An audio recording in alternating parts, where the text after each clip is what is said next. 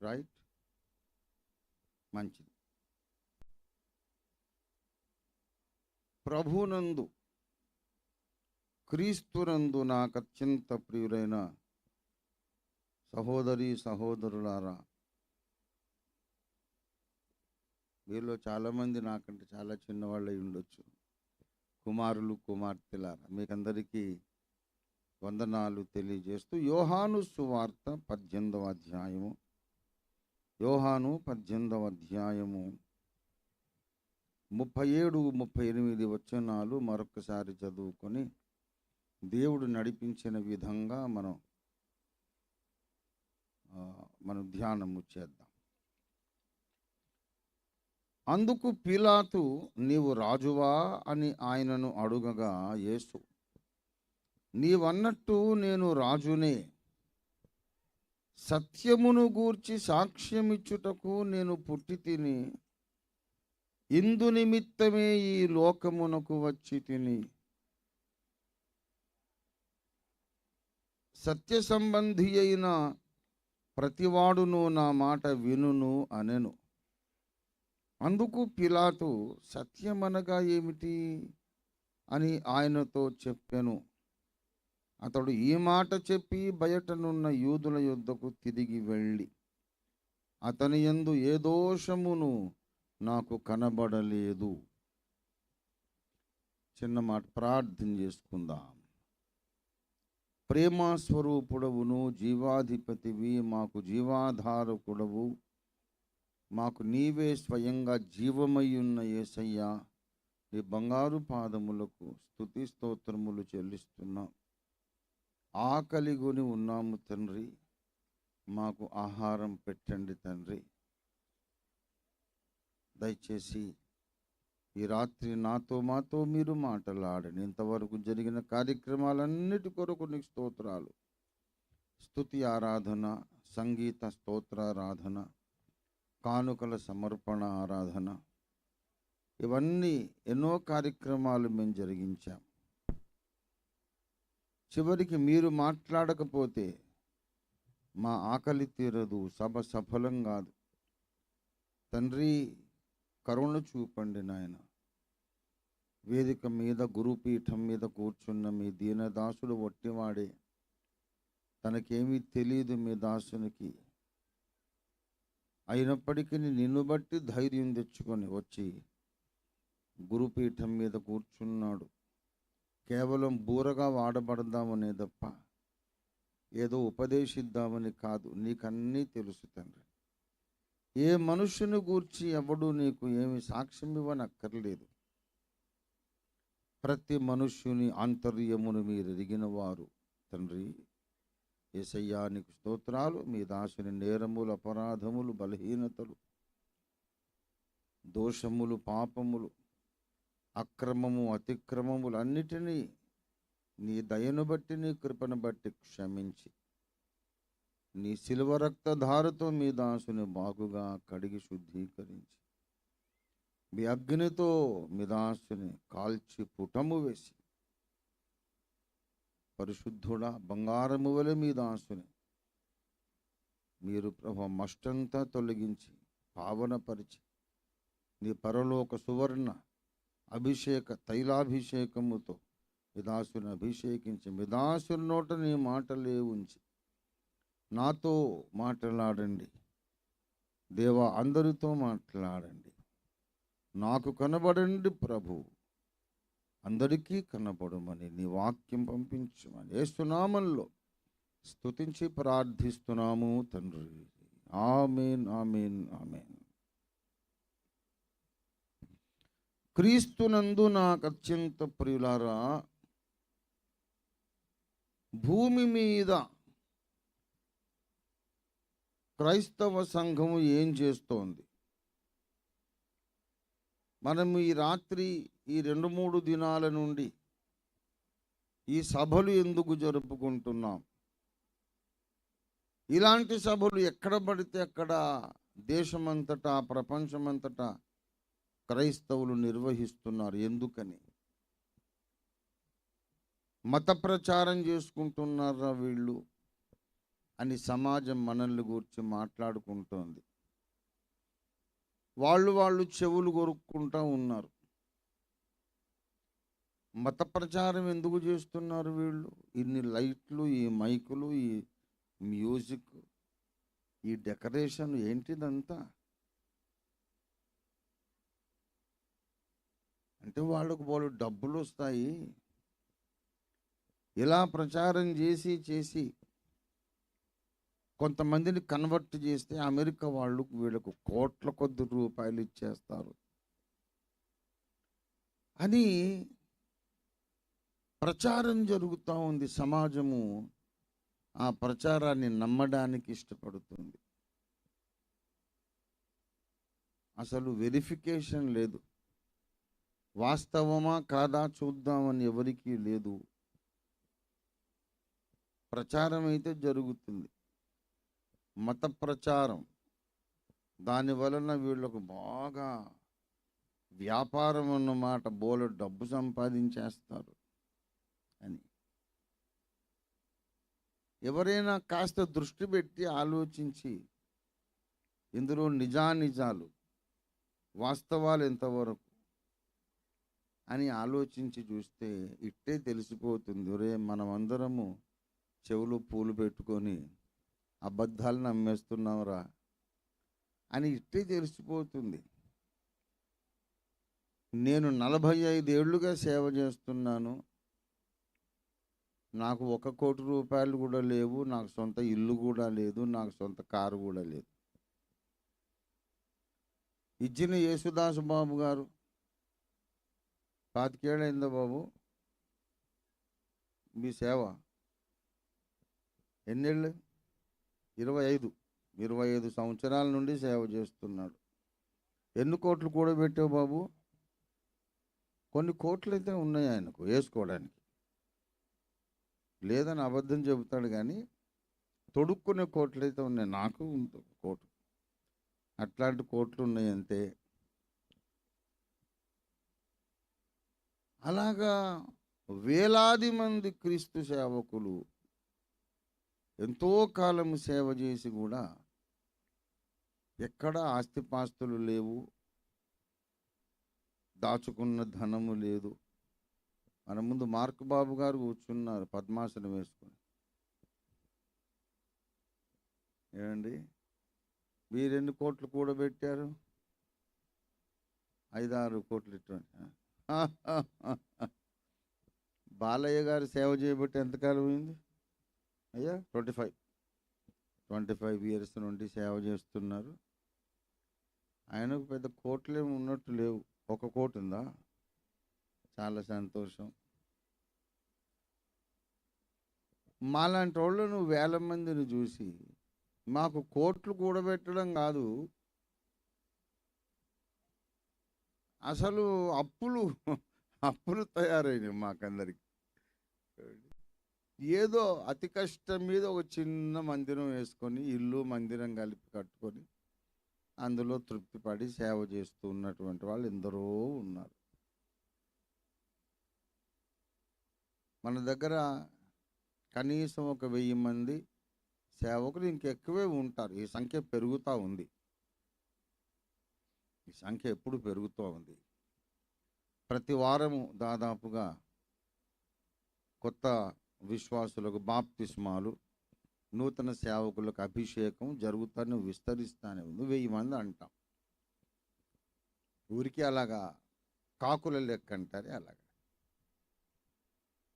ఇందులో ఏ ఒక్కరూ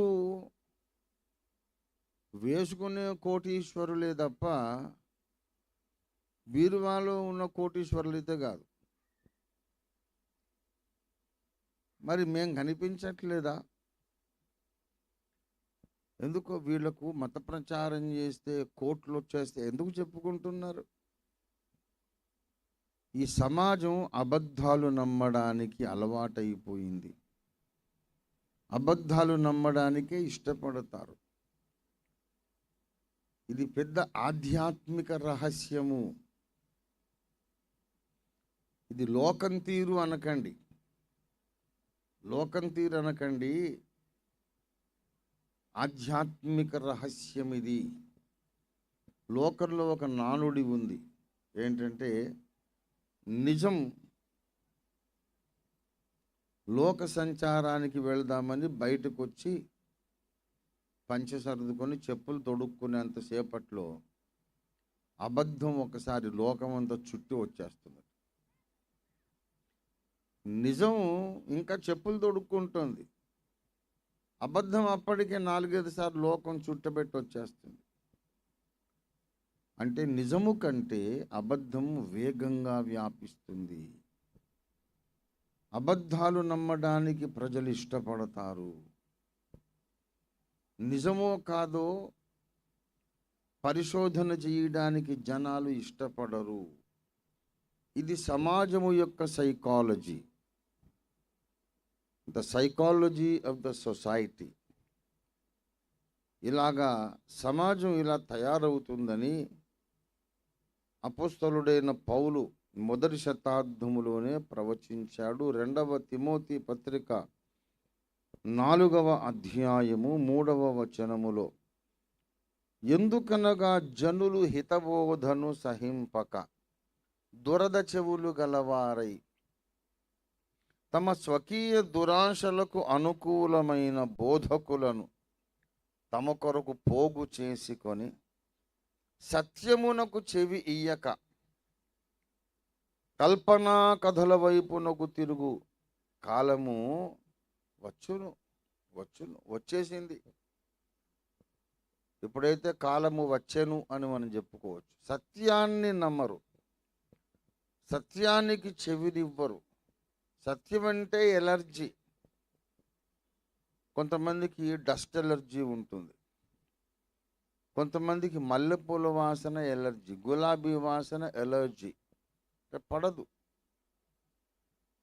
అలాగ ఇప్పటి తరానికి సత్యము అంటే ఎలర్జీ. ఆ సత్యం వింటే చెవుల్లో దురద పెడుతుంది. అబద్ధాలు కావాలి. సమాజం ఇలా తయారవుతుంది. మన దేశమే కాదు, ఎందుకనగా జనులు హితబోధను సహింపరు, సత్యానికి చెవినివ్వరంటే సమస్త మానవాళిని గూర్చిన వ్యాఖ్య అది. హోల్ హ్యూమన్ రేస్ గ్లోబల్గా ఈ టెండెన్సీ ఉంటుంది. They want to believe only the లై. ఎందుకు ఇలాగ జరుగుతుంది? అబద్ధాన్ని అంత తొందరగా నమ్మేస్తారు. సత్యాన్ని ఎందుకు వెదకరు, ఎందుకు అన్వేషించరు? దానికి ఒక కారణం ఉంది. ఈ లోకాన్ని ఒక దుష్ట శక్తి పరిపాలిస్తోంది. మొదటి యోహాను పత్రిక 5వ అధ్యాయము 19వ వచనము, మనము దేవుని సంబంధులమనియు ఈ లోకమంతయు దుష్టుని యందున్నదనియు మనము ఎరుగుదుము. దుష్టుని యందు ఈ లోకమంతా ఉన్నది. వాడు ఎటువంటి వాడు అంటే అది కూడా బైబిల్ చెబుతోంది. యోహాను సువార్త 8వ అధ్యాయం 44వ వచనంలో, ఆది నుండి వాడు నరహంతకుడై ఉండి సత్యమందు నిలిచిన వాడు కాడు, వాని యందు సత్యమే లేదు. వాడు అబద్ధమాడునప్పుడు తన స్వభావమును అనుసరించి ఏ మాట్లాడును, వాడు అబద్ధికుడును అబద్ధమునకు జనకుడునై ఉన్నాడు. అసలు మొట్టమొదట అబద్ధాలాడినోడు ఈ విశ్వంలో వీడే. మానవ జాతి పుట్టక ముందు ఈ విశ్వ చరిత్ర ఆరంభంలో దేవుడు సృజించిన ఒక అందమైన కుమారుడు, అత్యంత జ్ఞానవంతుడైన చక్కని కుమారుడు, దేవునికి చాలా ఇష్టమైన ప్రేమపాత్రుడైన కుమారుడు. వాడొక్కడే దేవునికి కుమారుడు. ఇంకొక ఆయన ఉండేవాడు, ఆయనేమో సృష్టించబడిన కుమారుడు కాదు, దేవునిలో నుండే బయటకు వచ్చినటువంటి జనిత కుమారుడు, బిగోటెన్ సన్. దేవునిలో నుండి జన్మనెత్తిన ఒక కుమారుడు, దేవునిలోని అంశ, దేవునిలోని ఒక భాగమే ఆయన. ఆయన గాక సృష్టింపబడిన మొట్టమొదటి కొడుకు వీడే. అందానికి జ్ఞానానికి వాడే పరాకాష్ట. అంతకన్నా అందగాన్నొకడిని ఇంకా చేయటం సాధ్యం కాదు. అన్నంత అందంగా దేవుడు వాడిని చేశాడు. ఇంతకన్నా జ్ఞానిగా ఒకరిని చేయడం సాధ్యం కాదు. అన్నంత గొప్ప జ్ఞానాన్ని వాడికి దేవుడు ఇచ్చాడు. వాడు చెడిపోయి మొట్టమొదట అబద్ధాలు ఆడడం మొదలుపెట్టాడు. దేవుడు నా చేత రచింపజేసిన దేవుని విశ్వ ప్రణాళిక అనే గ్రంథాన్ని మీరు చదివితే ఈ విశ్వ చరిత్రలో మొట్టమొదటి అబద్ధం ఏంటో మీరు తెలుసుకుంటారు. మొదటి నుండి వాడు అబద్ధికుడు. వాడెక్కడికో వెళ్ళొచ్చాడు. కుమారా, ఎక్కడికి వెళ్ళొచ్చావు అన్నాడు దేవుడు. నేను ఎక్కడికి వెళ్ళాను తండ్రి, ఇక్కడే ఉన్నానుగా, నేను ఎక్కడికి వెళ్ళలేదే అనేశాడు. అది వాడు ఆడిన మొట్టమొదటి అబద్ధం. ఎక్కడికి వెళ్ళొచ్చాడంటే ఈ విశ్వ సామ్రాజ్యపు పొలి మేరకు వెళ్ళి ఈ విశ్వ సామ్రాజ్యానికి బయట ఉన్నటువంటి సృజింపబడని నిత్య చీకటిని ఆహ్వానించి తనలో నింపుకొని, నిత్య చీకటి రా రా రా, నాలోనికి రా అని పిలిచాడు. ఇలా పిలిచేవాడి కోసం ఆ చీకటి ఎదురు చూస్తూ ఉంది. వీడు పిలిచేసరికి రయ్యమని వచ్చి వాడు లోపల దూరింది. ఆ అందగాడు, ఆ మహాజ్ఞాని ఈ చీకటితో నింపబడి దుష్టుడైపోయాడు. దేవుడు ఏమేమి అయి ఉన్నాడో దానంతటికి వాడిప్పుడు వ్యతిరేకిగా మారాడు. దేవుడు ప్రేమామయుడు, వీడు ద్వేషంతో నింపబడ్డాడు. దేవుడు అనంత జ్ఞాన సంపన్నుడు, వీడి జ్ఞానం చెడిపోయింది. తన తెలివిని ఎప్పుడు ఇతరులను చెడగొట్టడానికే వాడతాడు. దేవుడు దయాసముద్రుడు, వీడు అత్యంత క్రూరుడు. దేవుడు ఎంతైనా నమ్మదగినవాడు, వీడు పచ్చి మోసగాడు. దేవుని వ్యక్తిత్వానికి క్వైట్ ఆపోజిట్ వ్యక్తిత్వం వాడు సంతరించుకున్నాడు. ఆది నుండి వాడు అబద్ధికుడు. వాణ్ణే మనం సాతాను అని పిలుస్తాం. దేవుడు నా చేత రచింపజేసిన ఆ 8 ప్రణాళిక గ్రంథాలను ప్రతి క్రైస్తవుడు చదవాలి అనేది ఐచ్ఛికము కాదు, ఆప్షనల్ కాదు, తప్పకుండా చదవాల్సిందే. బైబిల్ చదవాల్సిందే. తర్వాత ఈ పుస్తకాలు కూడా చదవాలి. అప్పుడు మీరు ముందు చదివిన బైబిల్ మీకు అర్థమవుతుంది. లేకపోతే బైబిల్ అర్థం కాదు, అర్థమైందనే భ్రమలో బ్రతుకుతూ ఉంటారు. ఇంకా God is good, hallelujah, all the time God is good అనుకొని బ్రతుకు గడుపుకొని నిత్యత్వంలోకి వెళ్ళిపోయి ఓరి అసలు సంగతి ఇదా అని నెత్తి నోరు కొట్టుకుంటారు. ఇది సీరియస్ మ్యాటర్.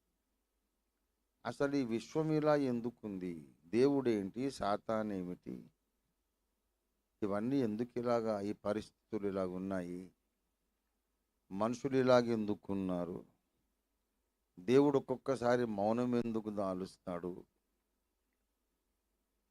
అనే సకల ప్రశ్నలకు ఈ 8 ప్రణాళిక గ్రంథాలలో సమాధానం ఉంటుంది. బుక్ స్టాల్ పెట్టారు కదా, ఏమండి, బుక్ స్టాల్ ఉంది కదా, దయచేసి అది అక్కడ బుక్ స్టాల్ ఉంది. మీరు వెళ్ళేటప్పుడు తప్పకుండా ఇప్పటిదాకా కొనని వారు ఆ పుస్తకాలు కొనుక్కొని చదవండి. కొనడమే కాదు, ఒక బ్రదర్ని అడిగా, బ్రదర్ మీరు నా బుక్స్ చదివారా, ఎందుకంటే అన్ని ఏబిసిడీలు అడుగుతున్నాడు ఆయన. ప్రశ్న బిగినర్స్ క్వశ్చన్స్ అడుగుతుంటే నా పుస్తకాలు చదివారంటే అన్నీ కొనుక్కున్నానండి అంటున్నాడు. ఎంత మాయ చూడండి. కొనేసి అటక మీద పెట్టాడట. ఇంకా జ్ఞానం వచ్చేసింది అనుకుంటున్నాడు. డబ్బులు పోయినాయి అంతే. కొని అటక మీద పెట్టడం కాదు, వాటిని చదవాలి, పరిశోధించాలి. ఈ విశ్వం ఇలా ఎందుకుంది? అనంతుడు, బలవంతుడు, సర్వశక్తి సంపన్నుడు, సర్వజ్ఞాని, ప్రేమామయుడైన దేవుడు సృష్టించిన ఈ సృష్టిలో ఈ అత్యాచారాలు ఏమిటి, దొంగతనాలు ఏంటి, హత్యలు ఏంటి, నేరాలు ఏమిటి? దేవుడు ఏం చేస్తున్నాడు? దేవుడు దయామయుడు అంటారు, సర్వశక్తిమంతుడు అంటారు, సర్వవ్యాపకుడు, అంతటా ఉన్నవాడు అంటారు. 6 ఏళ్ల పసిపిల్లను ఒక కామాంధుడు మానభంగం చేసి చంపేస్తుంటే మీ సర్వాంతర్యామి అక్కడ లేడా? నిలబడి ఏం తమాషా చూస్తున్నాడా? ఒక్క దెబ్బతో వాడిని సావకొట్టొద్దు, ఆ చిన్న పాపను బ్రతికించొద్దు, రక్షించొద్దా? మీరే ఉంటే మంచిగా తమాషా చూస్తూ ఉంటారా? 5 ఏళ్ల పాప, 6 ఏళ్ల పాప, 9 నెలల పాప, ఏళ్ళు కాదు నెలలు, కామాంధుడు మానభంగం చేస్తే పసిగుడ్డు చచ్చు. ప్రేమామయుడు, సర్వాంతర్యామి, సర్వశక్తుడు అక్కడి ఉండి సినిమా చూస్తున్నాడా? అసలు ఉన్నాడా దేవుడు? ఒకటి కథలు చెబుతున్నారా మీరు అని నాస్తికులు, హేతువాదులు అడుగుతారు. ఆస్తికుల దగ్గర సమాధానం ఉందా? కర్మ సిద్ధాంతం చెప్తారు. పూర్వజన్మలో ఏదో కర్మ ఆ పాప చేసుకొని ఉంటుంది, ఇప్పుడు ఇలా చచ్చింది.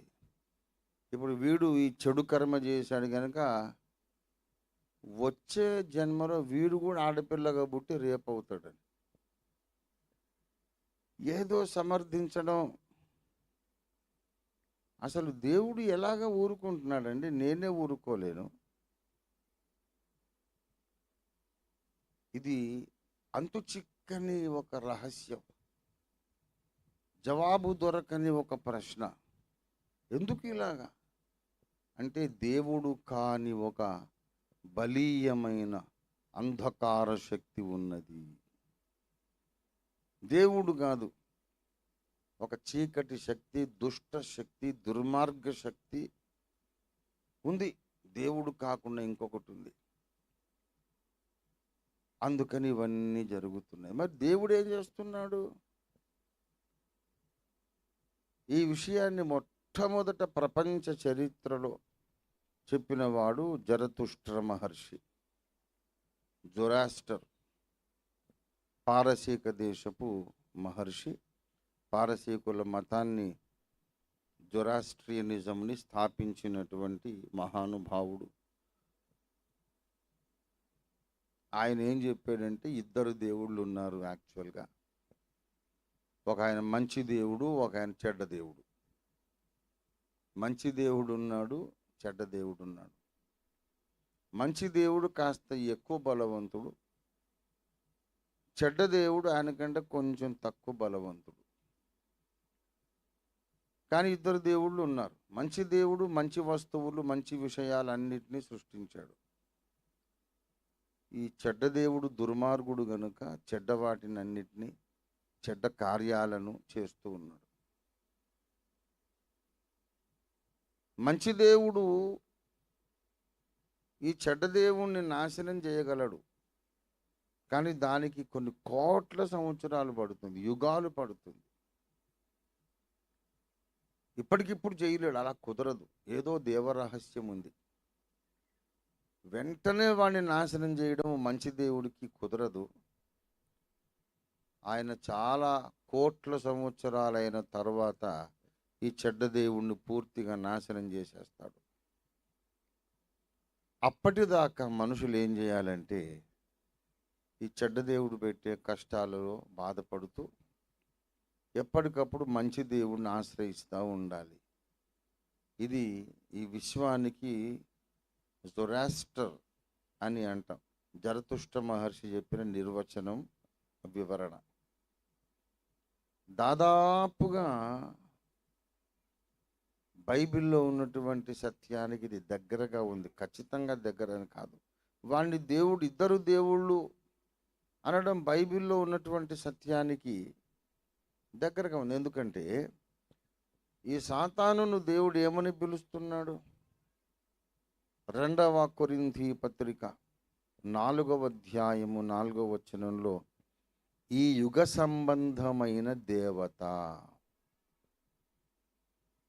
దేవుని స్వరూపి అయ్యున్న క్రీస్తు మహిమను కనుపరచు సువార్త ప్రకాశము వారికి ప్రకాశింపకుండునట్లు ఈ యుగ సంబంధమైన దేవత, the God of this present age, the God of this present dispensation. అంటే ప్రస్తుత కాలము దేవుడుగా చలామణి అవుతున్నవాడు ఒకడు ఉన్నాడు ఈ యుగానికే. కానీ ఇంకొక ఆయన ఉన్నాడు, ఆయన సర్వయుగములలో రాజు దేవుడు. దాదాపు దగ్గరకు వచ్చాడు జరతుష్ట్ర మహర్షి బైబిల్కు దగ్గరగా.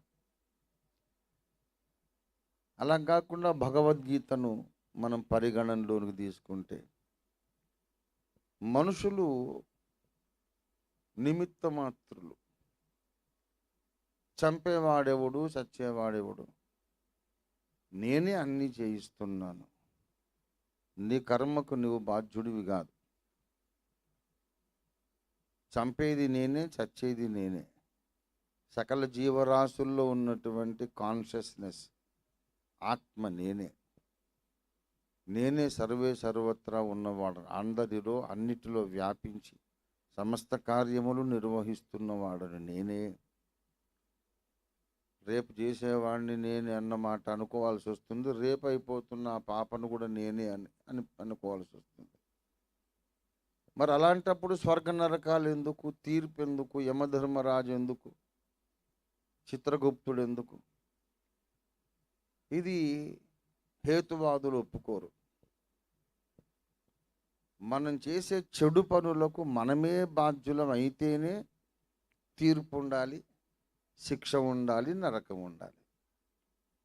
దేవుడే మనలో ఉండి అన్ని జయించినప్పుడు ఆ స్వర్గం ఆయనకే చెందాలి, నరకం కూడా ఆయనకే చెందాలి.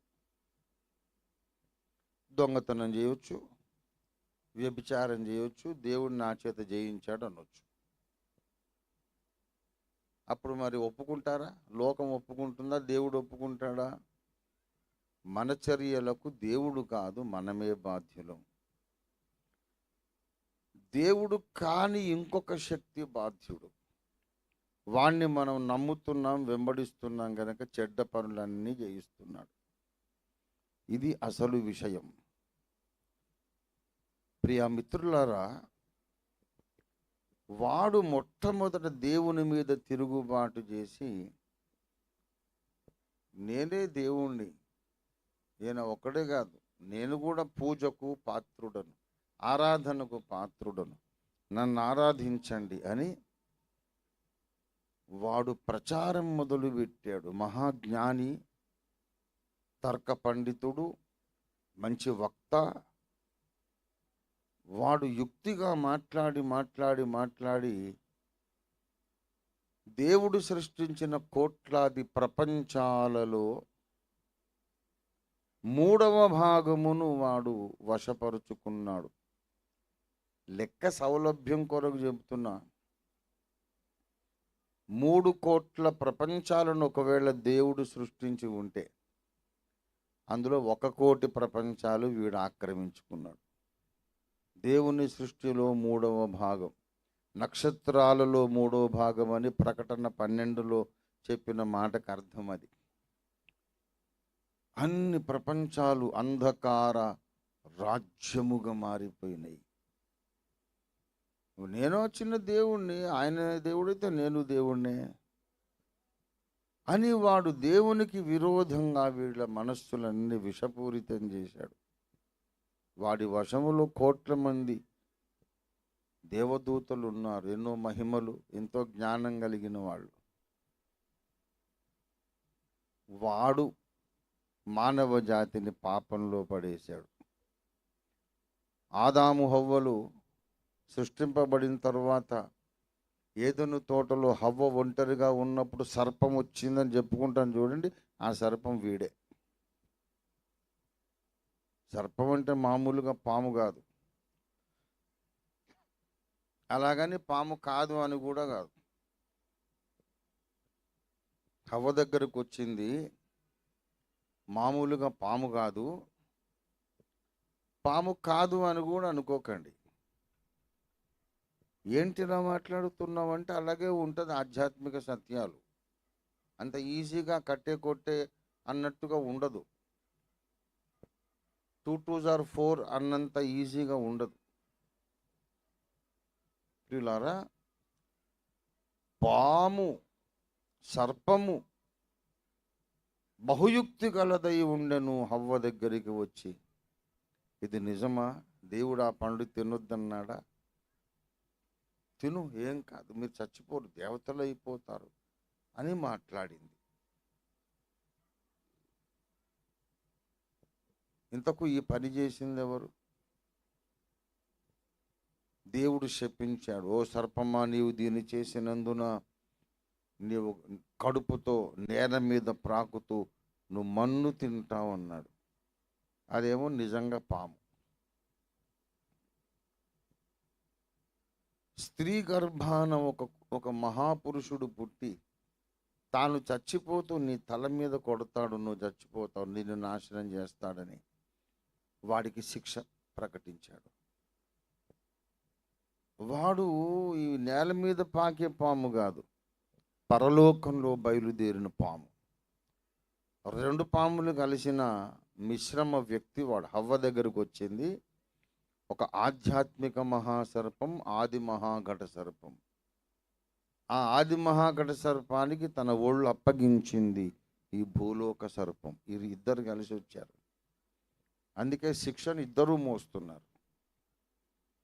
లోపల ఉన్న మహాఘట సర్పమేమో కలువరి శిలువలో కన్యకుమారుడు మరణిస్తూ ఆయన కొట్టిన దెబ్బకు ఆ సాతాను నాశనం అయ్యాడు. కానీ ఆ ఆది మహాఘట సర్పానికి తన శరీరం అప్పగించిన పాపానికి సర్పజాతి మొత్తం పొట్టతో ఇంకా పాకుతానే ఉంది. ఈ 2 కలిసినటువంటి ఆ జీవి అక్కడికి వచ్చాడు. ఏముంది, మామూలు పాములేమో శిక్షకు గురై వెళ్ళిపోయినాయి. అందులో ఉన్న మహాఘట సర్పము, పరలోకం నుంచి వచ్చిన సర్పం, వాడు శిక్షకు పాత్రుడయ్యాడు. కానీ అప్పటికే వాడు కావలసింది సాధించుకున్నాడు. వాడు చేయాలనుకున్నది చేసేశాడు. ఏమిటది? దేవుడు నూతనంగా సృష్టించిన ఈ మనుష్య జాతిని దేవుని నుండి కట్ ఆఫ్ చేయాలి, డిటాచ్ చేయాలి, దేవునికి దూరము చేయాలి, దేవునికి అవిధేయులం చేయాలి. ఈ జాతి నాకు కావాలి అనుకున్నాడు. ఈ మానవ జాతి నాకు కావాలి.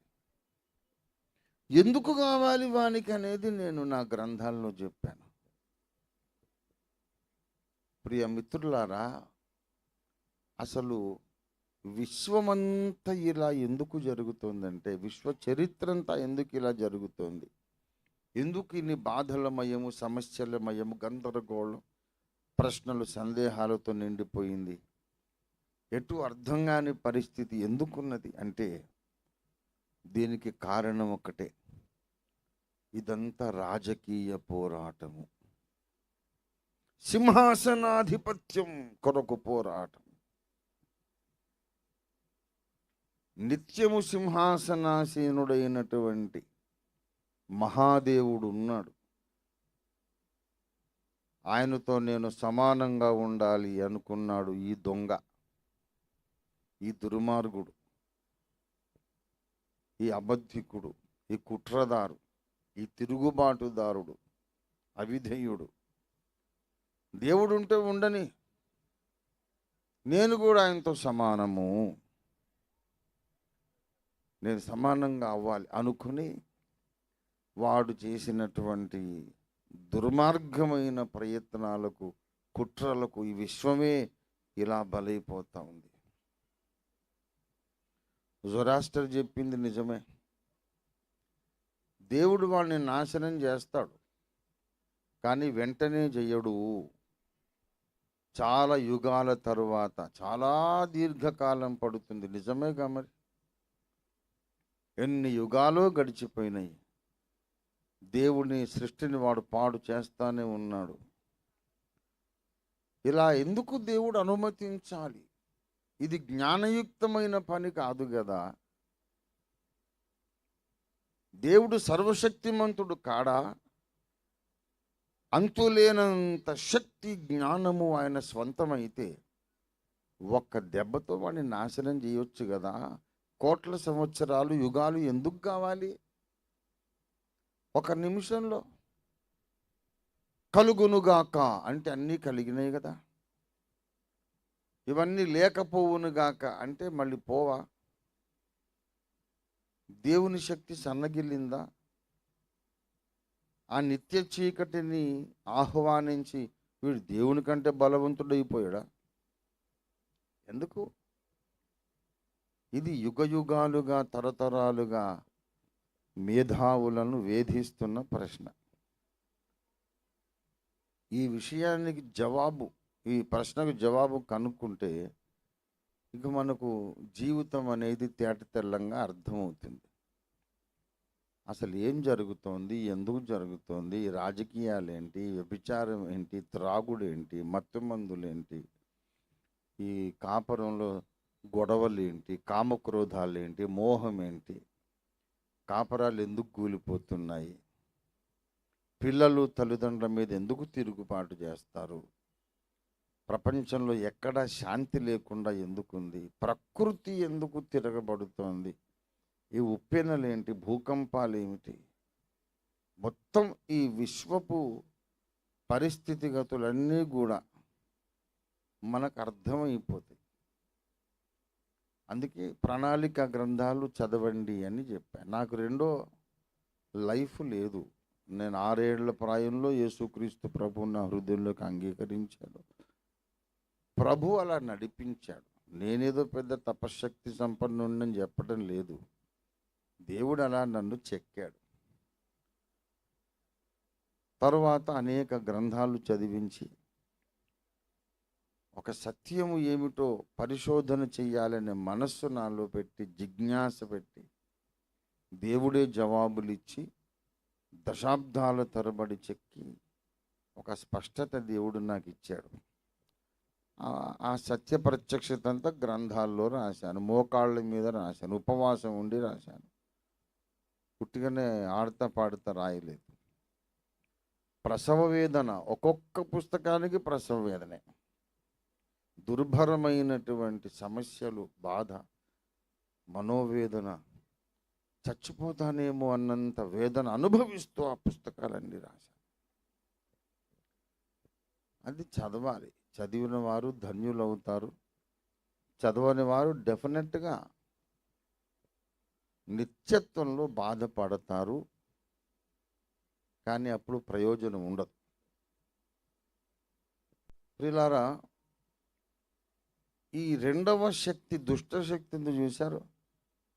వాడు మానవ జాతిని సపరేట్ చేశాడు దేవుడి నుండి, వేరు చేసి తన ఆధిపత్యంలోకి తీసుకున్నాడు. మొట్టమొదట మానవుణ్ణి సృష్టించినప్పుడు ఈ భూగ్రహానికి రాజుగా దేవుడు మానవుణ్ణి చేశాడు, ప్రకటించాడు. ఆదికాండము 1వ అధ్యాయము, ఆదికాండము 1వ అధ్యాయము 28వ వచనం, 26 నుండి కూడా అదే మాట రాయబడి ఉంది.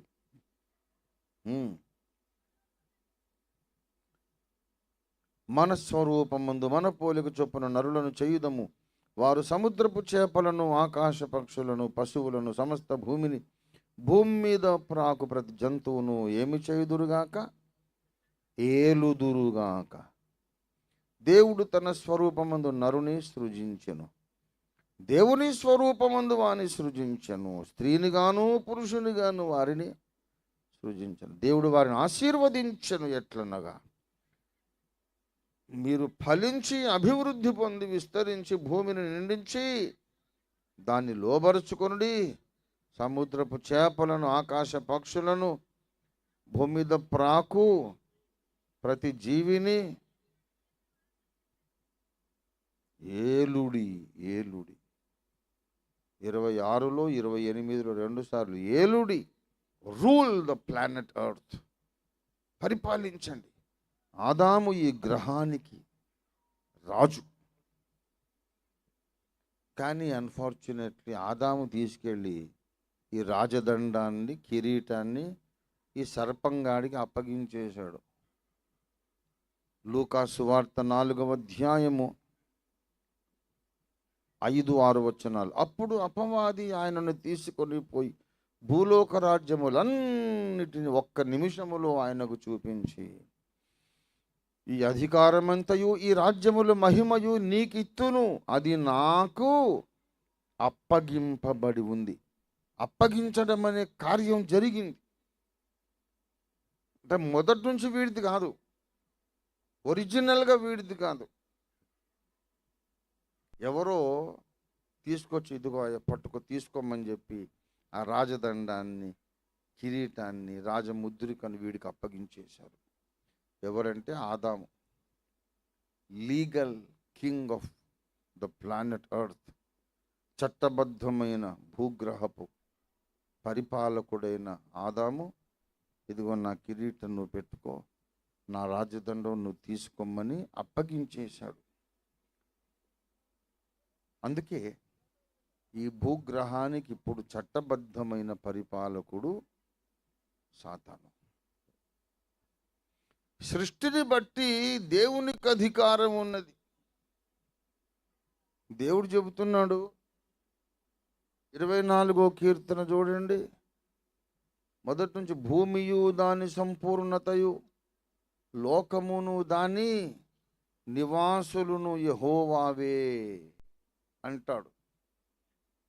సృష్టిని బట్టి ఈ లోకము దేవుని సొత్తు, ఈ భూగ్రహము దేవుని సొత్తు.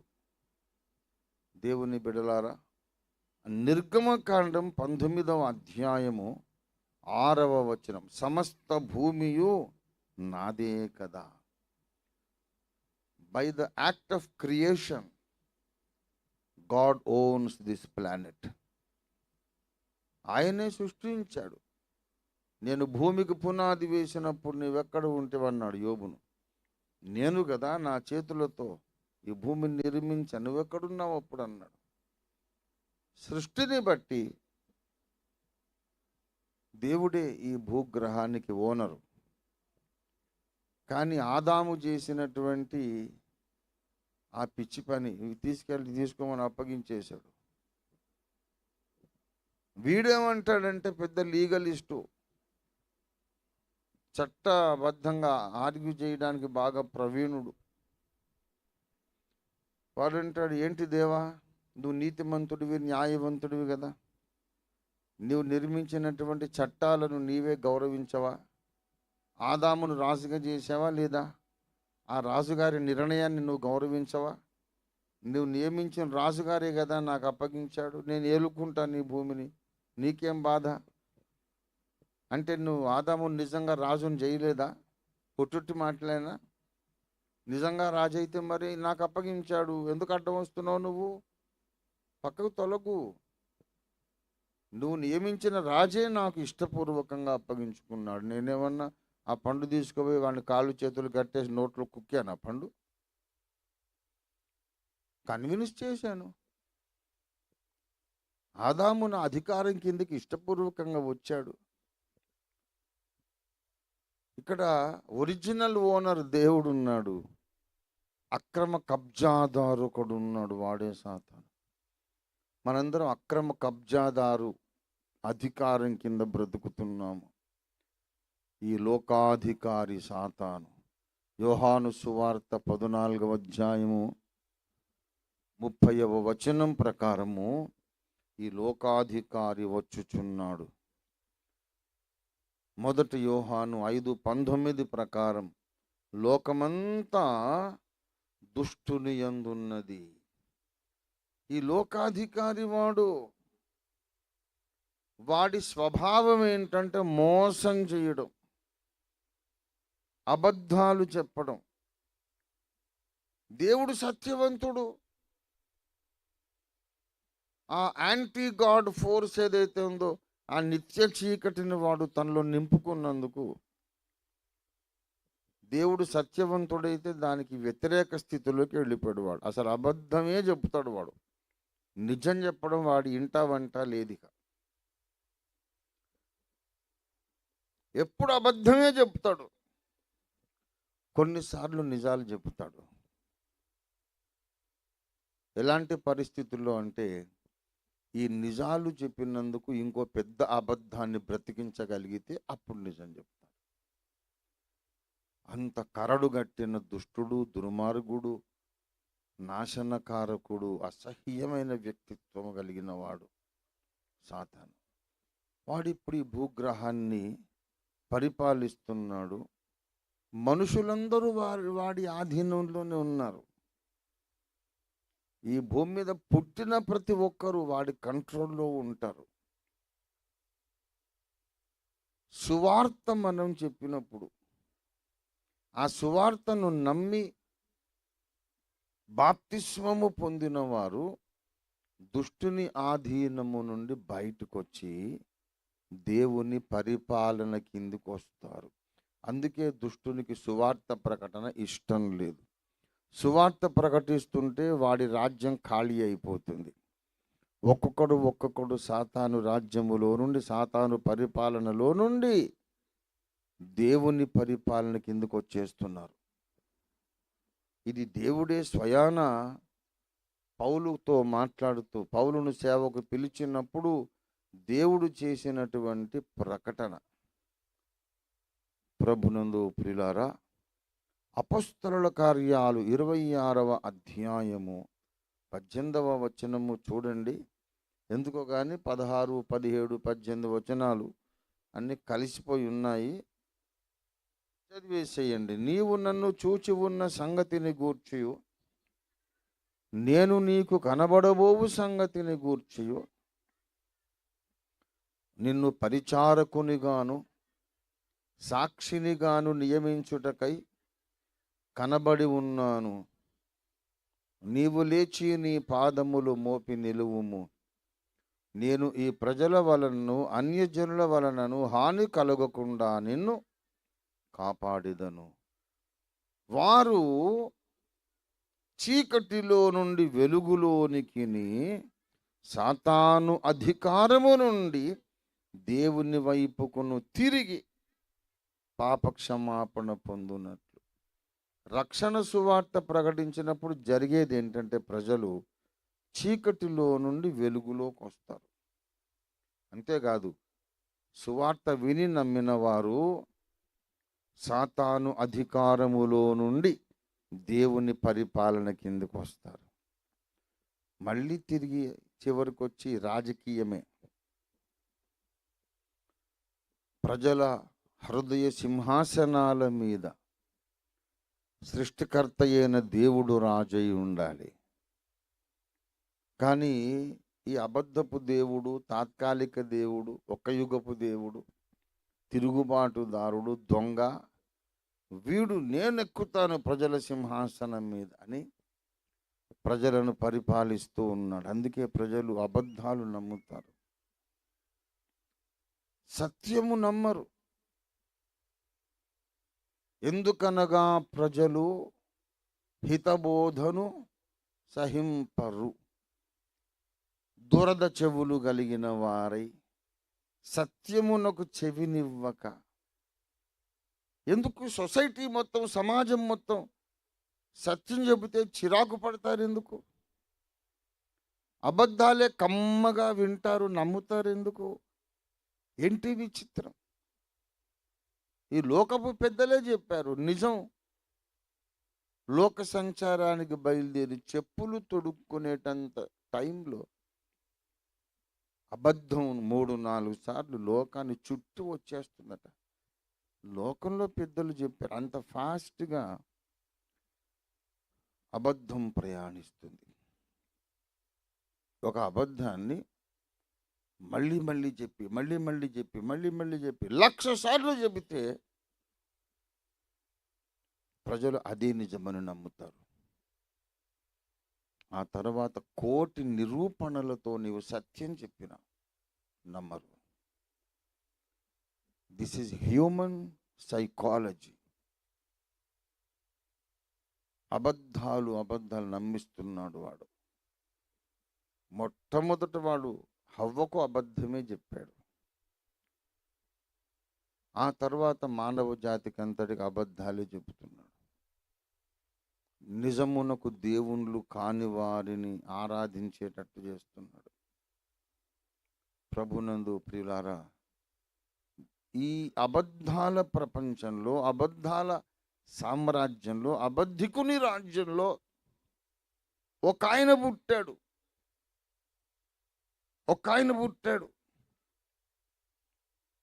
ఎవరయ్యా నీవు అంటే, నేను సత్యమును గూర్చి సాక్ష్యమిచ్చుటకు పుట్టి తిని, ఇందుకొరకే ఈ లోకానికి వచ్చి తిని. ఎందుకంటే ఈ లోకమంతా ఇప్పటిదాకా అబద్ధాలు నమ్ముతున్నారు. లోకమంతా అబద్ధాలు నమ్మి నాశనమైపోతున్నారు. నేను సత్యాన్ని ప్రజలకు తెలియజేయడానికి వచ్చాను. సత్య సంబంధులైతే నా మాట వింటారన్నాడు ఆయన. అబద్ధాలమయమైన ప్రపంచంలో సత్యమును చెప్పడానికి వచ్చిన ఆ వ్యక్తి పేరు నజరేయుడైన యేసు. ఆయన అద్వితీయ సత్యదేవుని యొక్క జనిత కుమారుడు. దేవునికి మొట్టమొదట 2 కొడుకులు ఉన్నారని చెప్పానుగా ఈ ప్రసంగం ప్రారంభంలో. సృష్టింపబడిన కుమారుడేమో లూసిఫరు, సృష్టింపబడకుండా తనంత తానే స్వయంభువుగా ఉన్నాయనేమో దేవుని జనిత కుమారుడు, ఆది మధ్యాంతరహితుడు, ఆది సంభూతుడు, దేవుని వాక్యమును నామము పెట్టబడినవాడు, అదృశ్య దేవుని దృశ్యరూపి. గొడవంతా అక్కడొచ్చింది.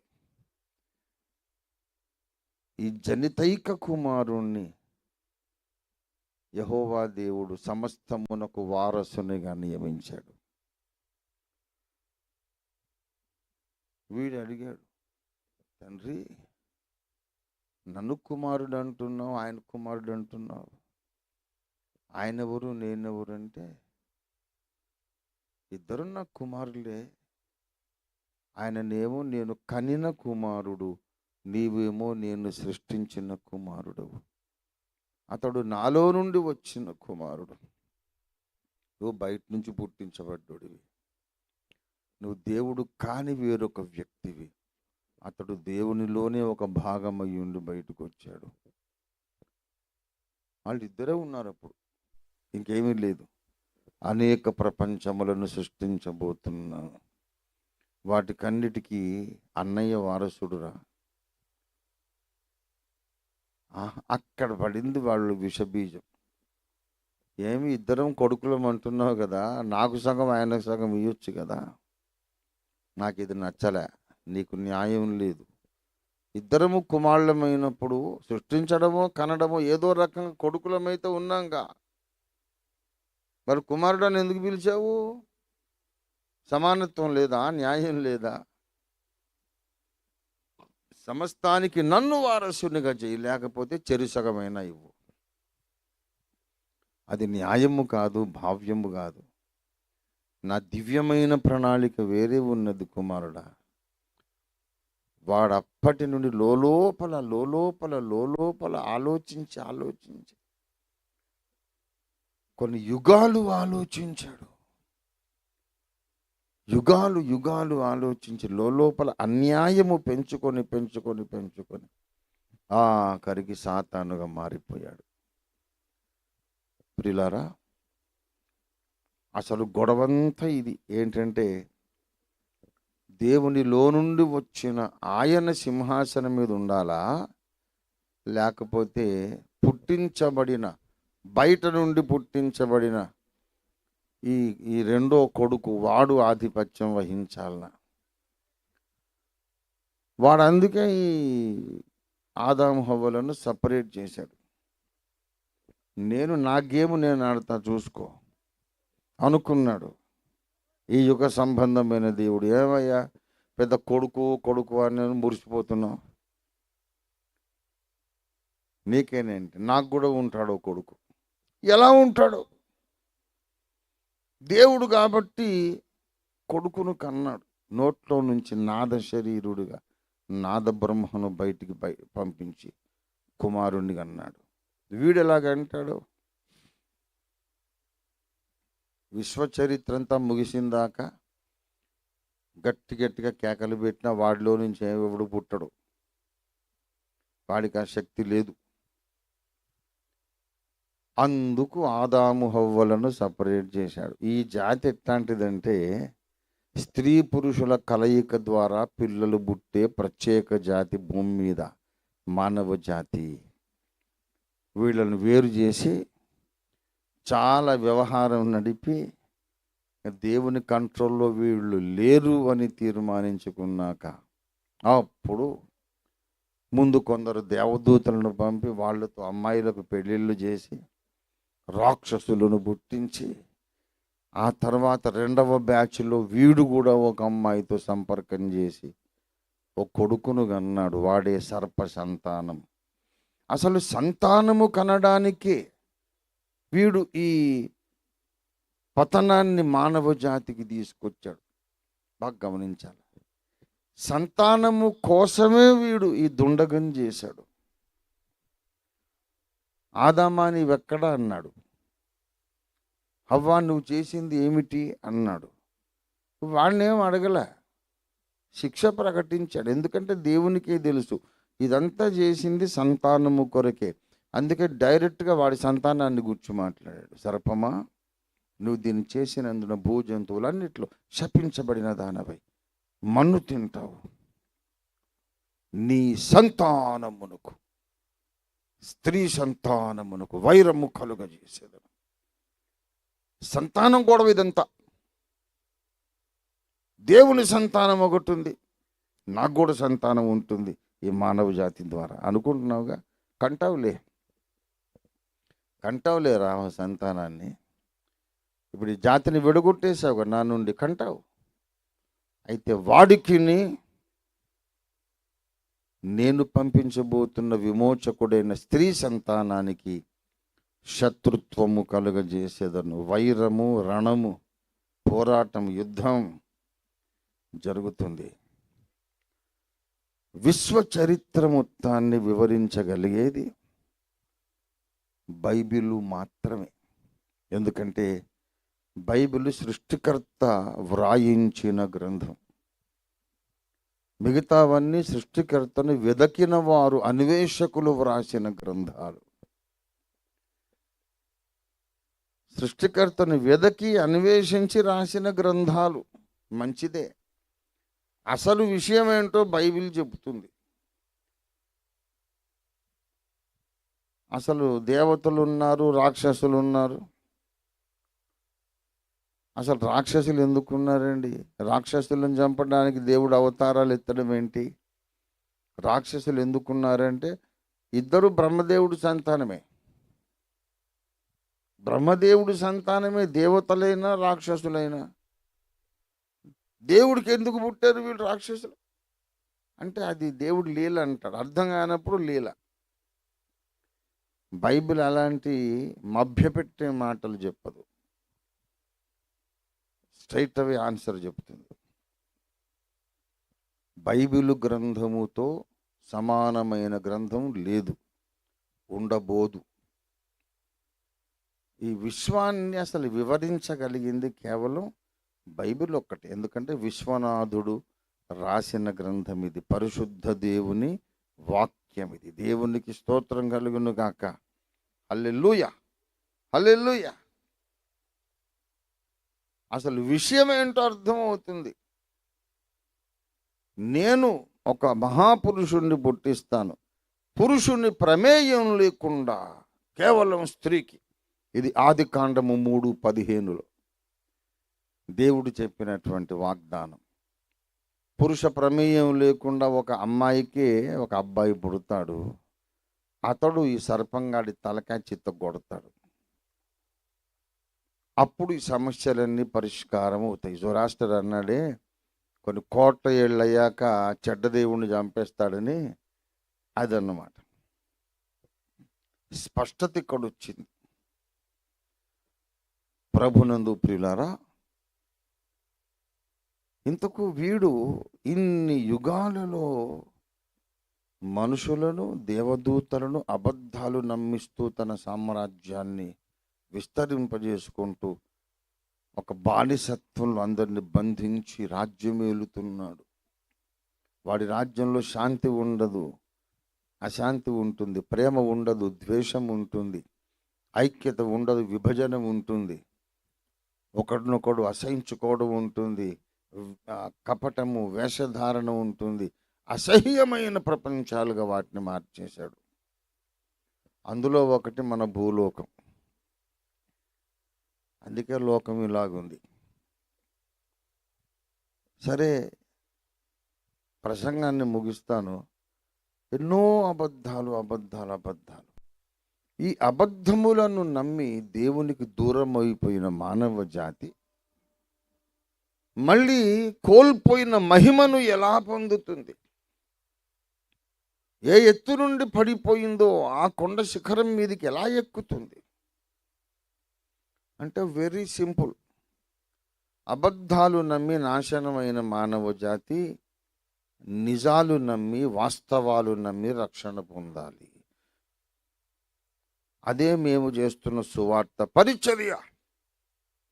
వాస్తవాలు చెబుతున్నాం, కథలు కాదు. అందుకు ఈ యుగ సంబంధమైన దేవత మనుషులను పాపంలో పడద్రోసిన దుర్మార్గుడు తన ఆధీనంలో ఉన్న మనుషులను మా మీద రెచ్చగొట్టి దాడులు చేయిస్తున్నాడు.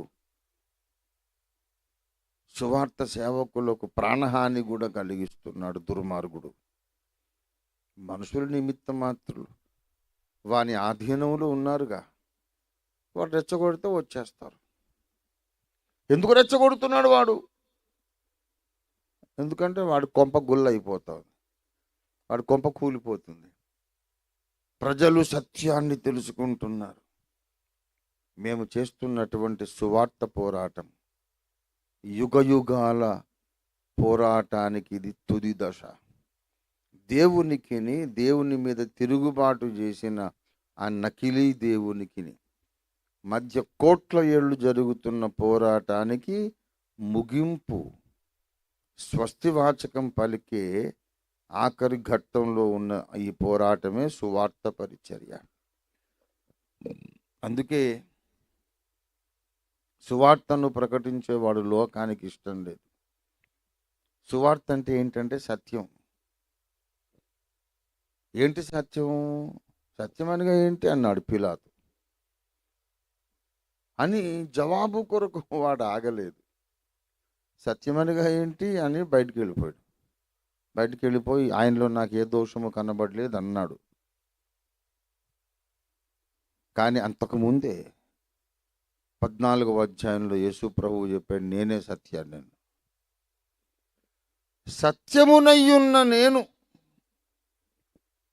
సత్యమును గూర్చి సాక్ష్యం ఇవ్వడానికి పుట్టాను. సత్య సంబంధులు నా మాట వింటారు. వ్యక్తి రూపక సత్యం, చెప్పిన విషయ రూపక సత్యం. ఆ సత్యాన్ని స్వీకరించిన సత్య స్తంభం. ఇది ఈ భూలోక చరిత్ర. సత్యాన్ని నమ్మిన భక్తులందరూ సత్యానికి స్తంభం, సత్యం కోసం సైన్యం. ఈ సత్య సమాచారం వీళ్ళకి ఇచ్చిన వాడెవరంటే వ్యక్తి రూపక సత్యం. ఆయనే నజరేయుడైన యేసు. ఆయన కంటే ఆశ్చర్యకరుడు, అద్భుతకరుడు లేడు. ఆయన కంటే మనకు కావలసిన వాడు లేడు. విశ్వంలో ఆయన కంటే ప్రముఖుడు లేడు. ఆయన కంటే ప్రేమించదగిన వాడు లేడు, కోరదగిన వాడు లేడు. విశ్వానికి కేంద్ర బిందువు ఆయన. ప్రభునందు ప్రియులారా, ఆయన సత్యాన్ని చెబుతున్నాడు. ఎందుకంటే అబద్ధాలు నమ్మడం ద్వారా నాశనమైన మానవ జాతి ఎప్పటికైనా సత్యాన్ని తెలుసుకుంటే రక్షింపబడతారు. అది 2వ తెస్సలోనిక పత్రిక 2వ అధ్యాయము 13వ వచనం చెబుతున్నటువంటి వాస్తవం. దయచేసి చదవండి. 2వ తెస్సలోనిక 2:13. ప్రభు వలన ప్రేమింపబడిన సహోదరులారా, ఆత్మ మిమ్మును పరిశుద్ధపరచుట వలనను మీరు సత్యమును నమ్ముట వలనను రక్షణ పొందుటకు దేవుడు ఆది నుండి మిమ్మును ఏర్పరచుకొనెను. దేవుడు మిమ్మల్ని ఎందుకు ఏర్పరచుకున్నాడు? రక్షణ పొందుటకు. అది ఎందుకు ఏర్పరచుకున్నాడు? రక్షణ పొందుటకు. రక్షణ పొందటానికి మీరు 2 పనులు చేయాలి. రక్షణ ఎలా పొందాలి? 2 పనులు చేయడం ద్వారా రక్షణ పొందాలి. ఒక పని ఏంటంటే మీరు సత్యమును నమ్ముట వలన రక్షణ పొందాలి. తర్వాత ఆత్మ మిమ్మును పరిశుద్ధపరచుట వలన మీరు రక్షణ పొందాలి.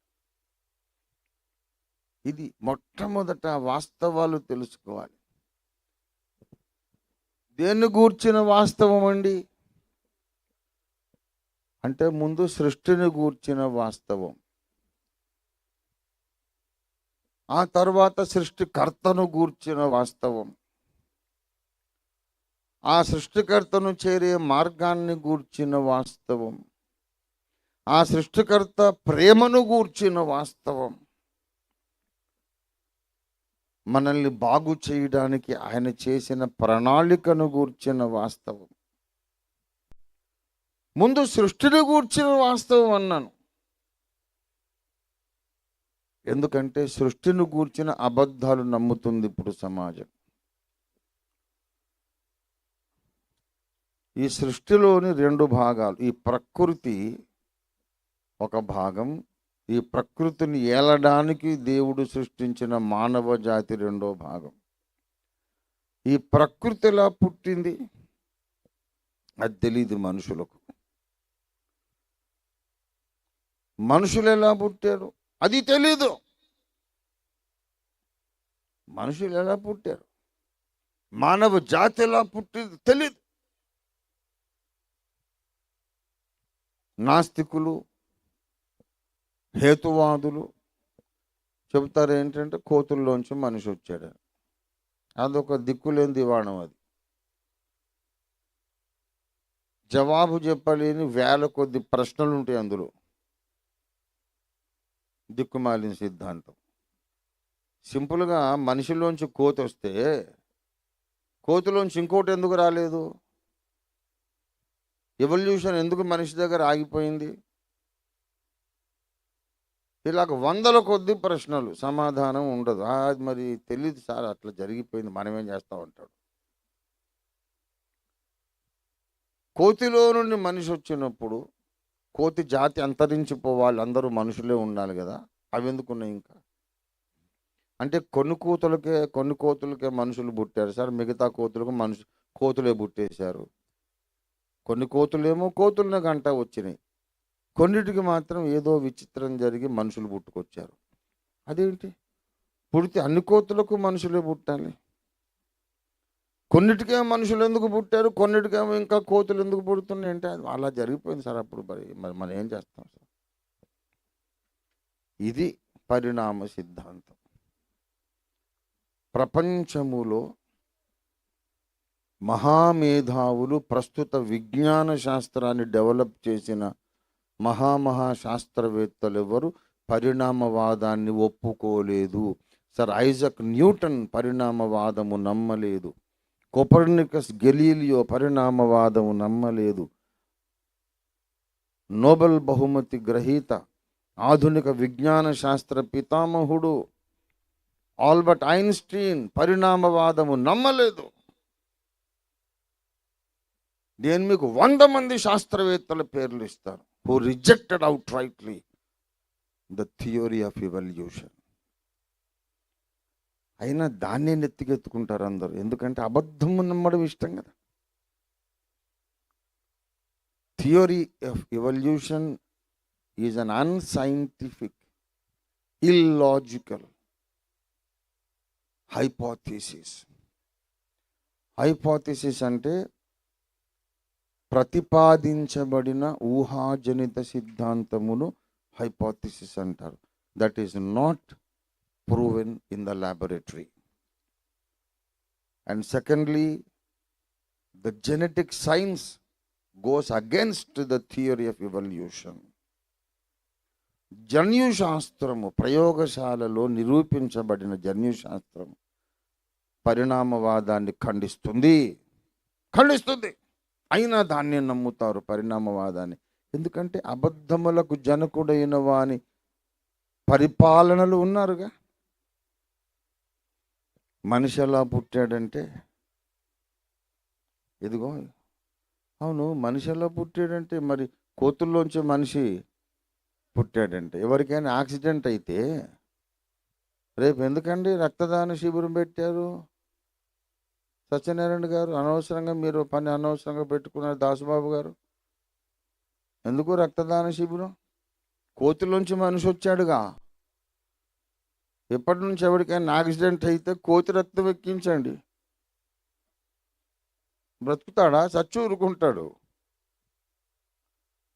మీరు ఒక మనిషి రక్తాన్ని, కోతి రక్తాన్ని ల్యాబొరేటరీలో ఇచ్చి చూడండి. ఇది హ్యూమన్ బ్లడ్, ఇది యానిమల్ బ్లడ్ అని చెప్తాడు. దాని స్ట్రక్చర్ వేరు. The most foolish theory is the evolutionary theory. తప్పది. మహాశాస్త్రవేత్తలు కాదురా నాయన, తప్పు అది అని చెబుతున్నా సరే ప్రజలు అదే నెత్తికెత్తుకుంటారు. ఎందుకంటే అబద్ధం నమ్మడం ప్రజలకు ఇష్టం. ఎందుకంటే ఆది నుండి అబద్ధికుడైన వాడు, అబద్ధమునకు జనకుడైన వాడు వీళ్ళందరి పరిపాలకుడు. మనిషి ఎలా పుట్టాడు అంటే ఇది. ఈ ప్రకృతి ఎలా పుట్టింది అంటే అది ఏదో బిగ్ బ్యాంగ్ థియరీ అట. ఇక అదంతా సొల్లు సోది. అదంతా ఇప్పుడు నేను చెప్పను, సమయం అయిపోతుంది, ముగించేస్తాను. పోనీ మన దేశ పెద్దలను అడుగుదాం, మనిషి ఎలా పుట్టాడు? మనిషి ఎలా పుట్టాడంటే దేవుడు తలలో నుండి బ్రాహ్మణుడు, దేవుడి భుజాల్లో నుండి క్షత్రియుడు, బ్రహ్మదేవుడి ఉదరము నుండి వైశ్యుడు కోమటి, పాదాలలో నుండి శూద్రుడు పుట్టాడు అని అంటాడు. బాబు, మేము అడిగిన ప్రశ్న ఏంటి, నువ్వు చెప్పే జవాబు ఏంటి? మానవ జాతి ఎలా పుట్టిందని అడుగుతున్నావు. నువ్వేమో బ్రాహ్మణ, క్షత్రియ, వైశ్య, శూద్ర అంటున్నావు. చైనా వాడు బ్రాహ్మడా, శూద్రుడా, క్షత్రియుడా, వైశ్యుడా? ఏం సిద్ధాంతం అది? యూరోపియన్స్, మంగోలియన్స్, ఆంగ్లో సాక్సన్ తెగలు, ఆఫ్రికన్ తెగలు, వీళ్ళు ఎలా పుట్టారు? నువ్వు నీ దేశం కథ చెప్తావేంటి? బ్రహ్మశిరసున బ్రాహ్మడు క్షత్రుడు అంటే మరి మిగతా ప్రపంచ దేశాల ప్రజలు ఎలా పుట్టారు? అది మాకు తెలియదండి. తెలియకపోతే నోరు మూసుకోవాలి. కానీ విశ్వగురువు అని చెప్పి గురుపీఠం ఎందుకు ఎక్కావు? అయినా సరే జనం అదే నమ్ముతారు. జనాలు పుట్టడమే కులాల వారీగా పుట్టారట. అందరూ సమానం కాదు, అందరూ ఒకలాగా పుట్టలేదు. జనాలు పుట్టడమే కులాల వారీగా పుట్టారట. మరి పంచములు ఎలా పుట్టారంటే అది బై మిస్టేక్ పుట్టేశారండి, మనకు తెలియదండి. ఇంత తెలివి తక్కువ అడ్డగోలు సిద్ధాంతం ప్రజలు ఎంత మక్కువతో నమ్ముతారో. ఎందుకంటే అబద్ధములు నమ్మడానికి అలవాటు పడ్డారు. సత్యం నమ్మండి.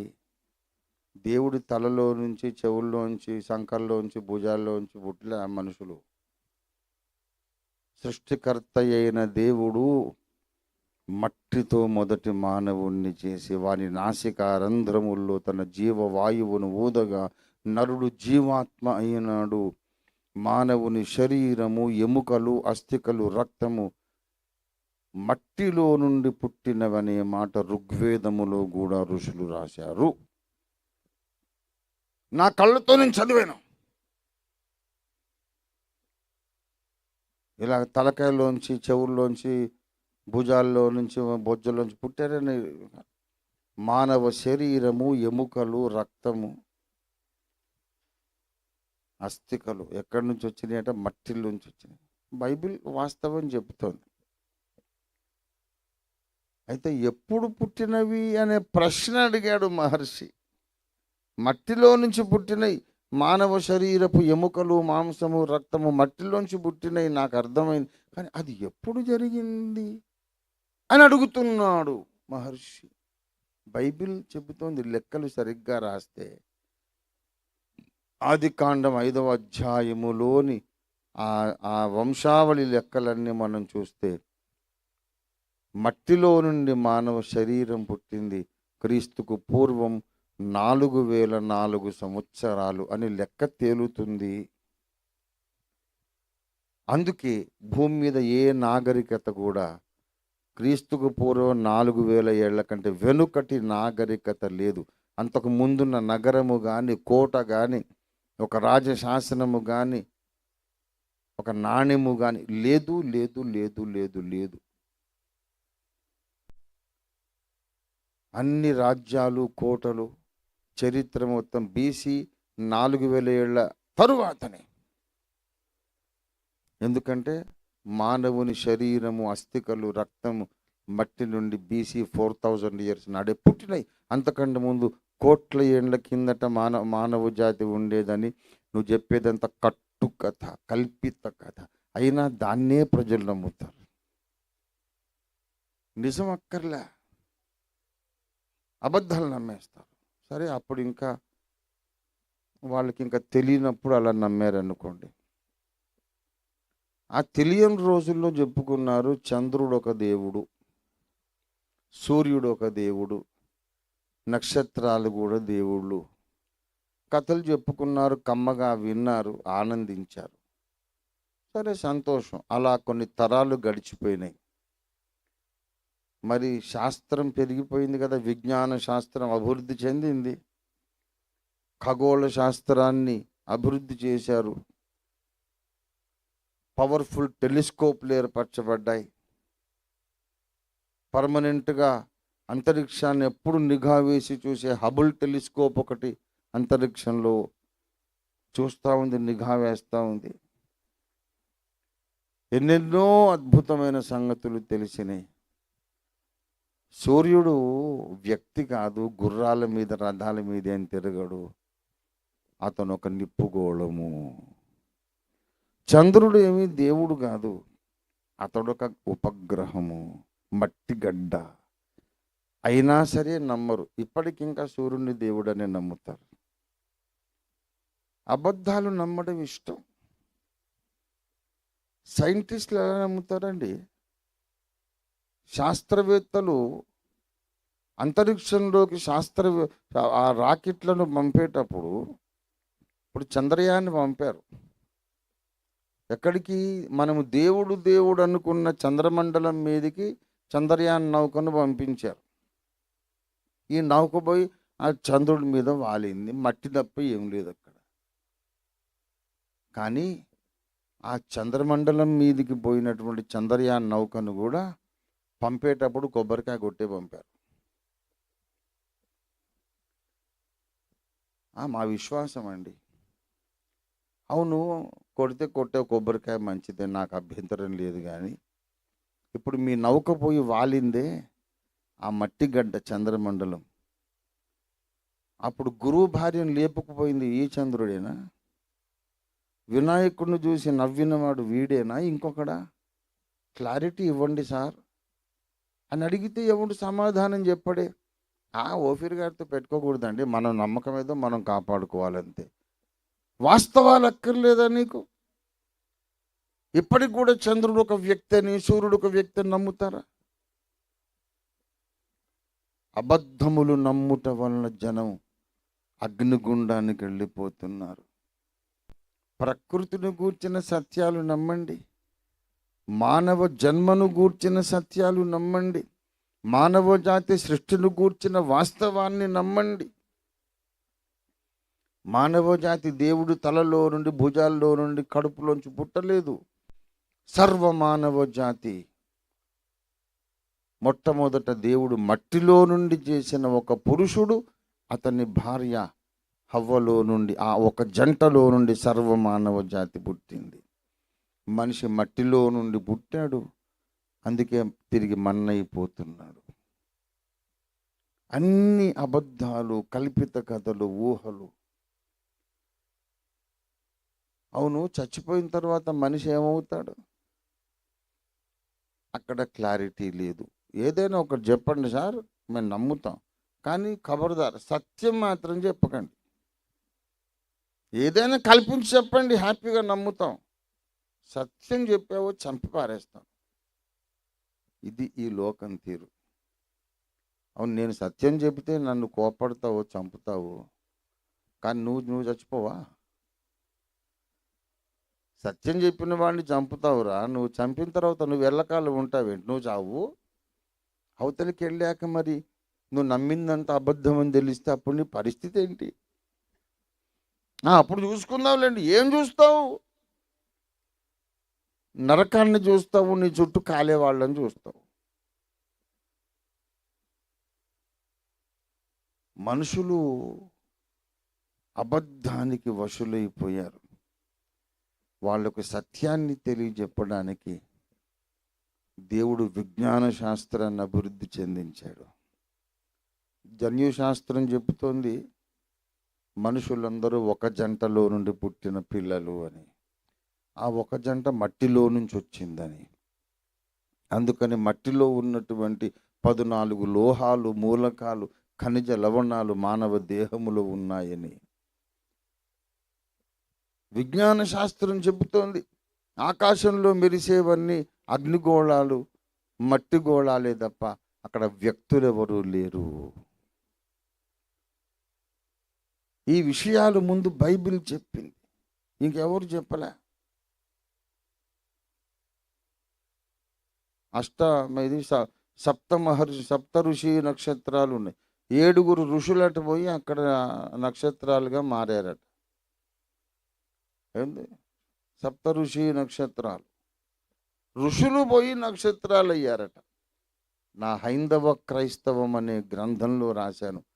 ఈ పురాణ కథలన్నీ ప్రతీకాత్మకంగా బైబిల్లోని సత్యాలను ప్రతిబింబిస్తున్నాయి అనేది. అవన్నీ ప్రాక్టికల్గా ఎక్కడ జరగలేదు ఇప్పటి వరకు, చరిత్ర కాదు. కానీ క్రీస్తును అంగీకరించి రక్షణ పొందిన వాళ్లకు రాబోతున్న మహిమలను ఈ కథలన్నీ సూచిస్తున్నాయి అనే సంగతి నిరూపించే హైందవ క్రైస్తవం అనే గ్రంథంలో. అయినా సత్యం ఎవడికి కావాలి?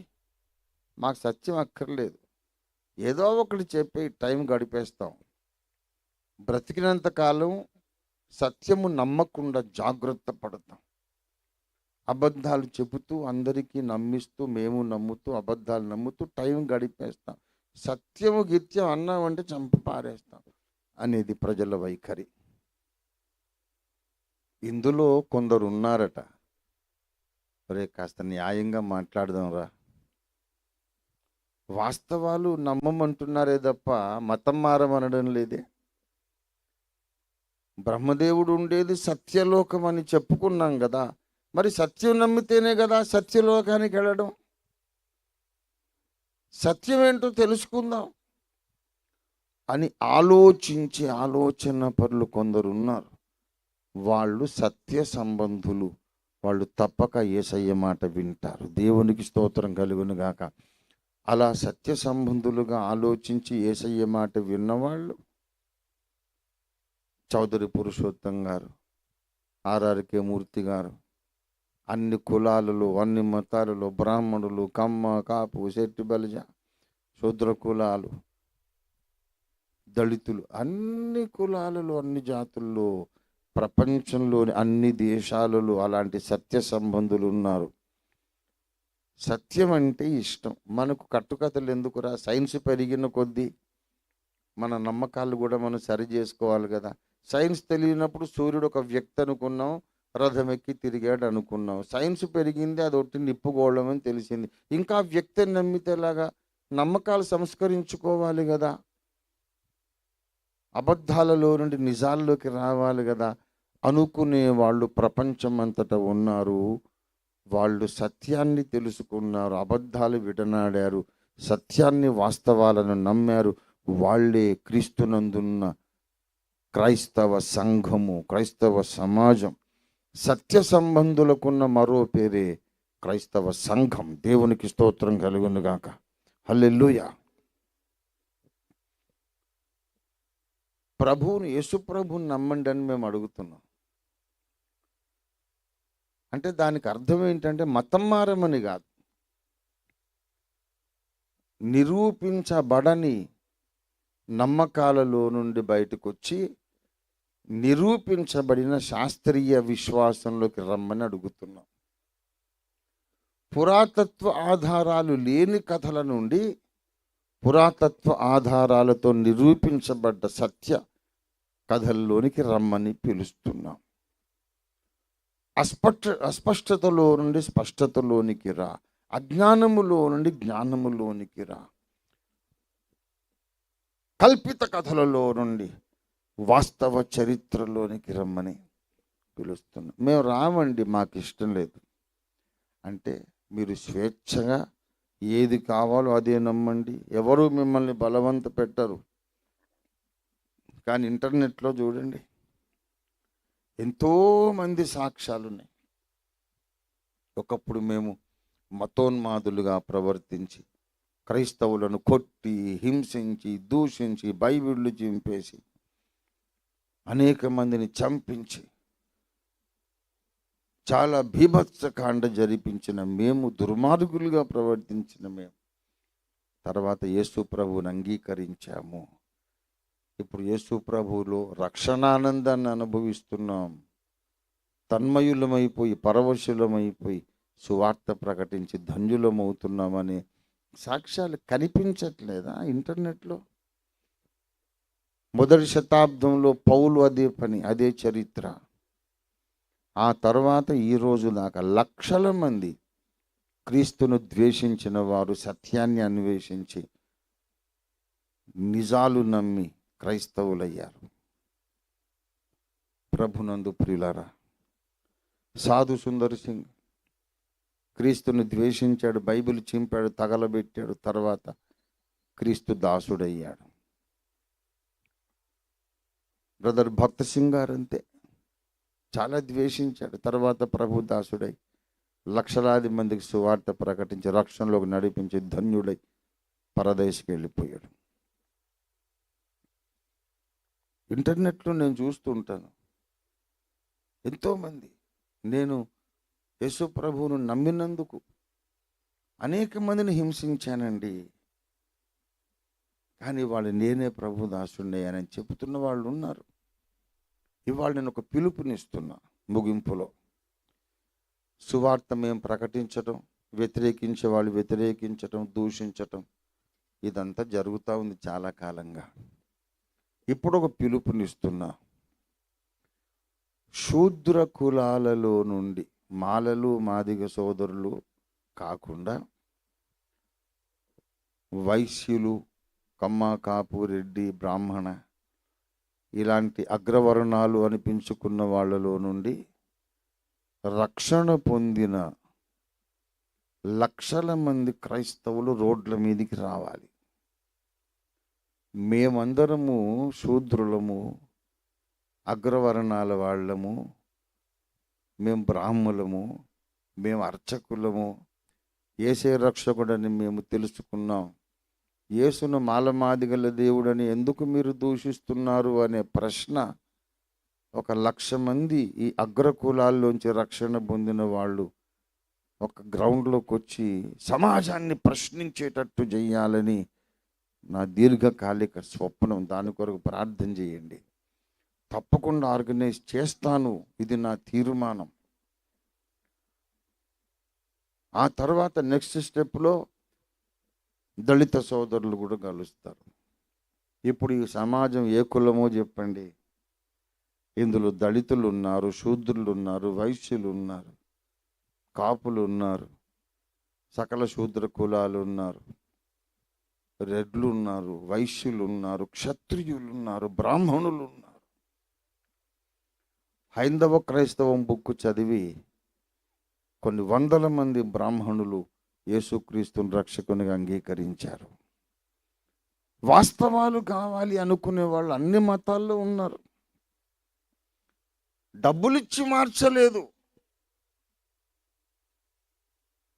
వారు శ్రమలకు, ఆఖరికి వాళ్ళ మీద జరిగే హత్యా ప్రయత్నాలకు కూడా తెగించి చస్తే చచ్చిపోతాం పర్వాలేదు, మాకు సత్యమే కావాలి అని ముందుకు వచ్చి రక్షింపబడ్డవారు ఇవాళ భారతదేశంలో 2% లేరు, కనీసం 20% ఉన్నారు. దేవునికి స్తోత్రం కలుగును గాక.